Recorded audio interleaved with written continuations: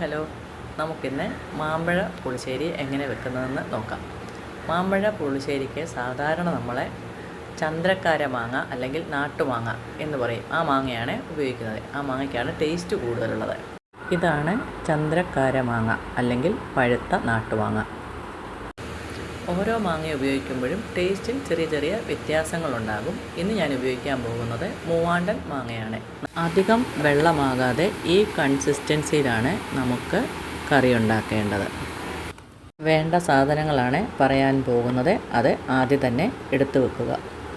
പഴുത്ത മൂവാണ്ടൻ മാങ്ങ, കുറച്ച് ചുമന്നുള്ളി, പച്ചമുളക്, കറിവേപ്പില, ഒരു മുറി തേങ്ങ. 2 പഴുത്ത മാങ്ങ അരിഞ്ഞത്, 1/4 സ്പൂൺ മഞ്ഞൾപ്പൊടി, 1/2 സ്പൂൺ മുളക് പൊടി, ആവശ്യത്തിന് ഉപ്പ്, ചുമന്നുള്ളി അരിഞ്ഞത്, കറിവേപ്പില, 3-4 പച്ചമുളക് അരിഞ്ഞത്. ഇത്രയും സാധനങ്ങളാണ് മാങ്ങാക്കറിക്ക് നമ്മൾ എടുക്കുന്നത്. ഇത് 1 കപ്പ് വെള്ളം ഒഴിച്ച് വേവിക്കാൻ പോവുകയാണ്. ഈ സാധനങ്ങൾ എല്ലാം കൂടി 1 കപ്പ് വെള്ളം ഒഴിച്ച് മൺചട്ടിയിലിട്ട് 10 മിനിറ്റ് വേവിക്കാൻ പോവുകയാണ്. ഈ സമയം നമുക്ക് അരയ്ക്കാനുള്ള സാധനങ്ങൾ എടുക്കാം.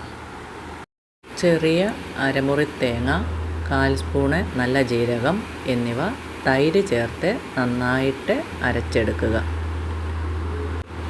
1/2 കപ്പ് തൈര് മതി. ഇപ്പോൾ നമ്മുടെ മാമ്പഴം നന്നായിട്ട് വെന്തിട്ടുണ്ട്. ഇതിലേക്ക് അരപ്പ് ഒഴിക്കുക. ഈ സമയം ഗ്യാസ് ലോ ഫ്ലെയിം ആക്കുക. തൈര് ചേർത്ത അരപ്പ് തിളയ്ക്കാൻ പാടില്ല.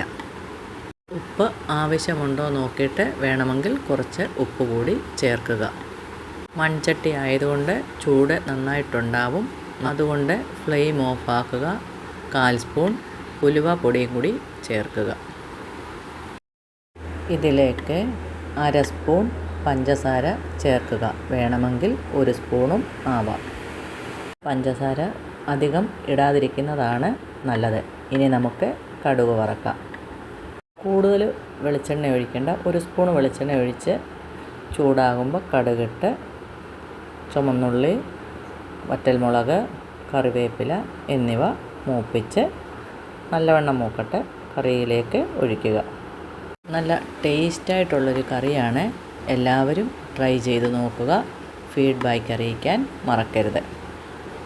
വീഡിയോ കണ്ട എല്ലാവർക്കും നന്ദി. അടുത്ത വീഡിയോയുമായിട്ട് വീണ്ടും വരാം. Okay, by.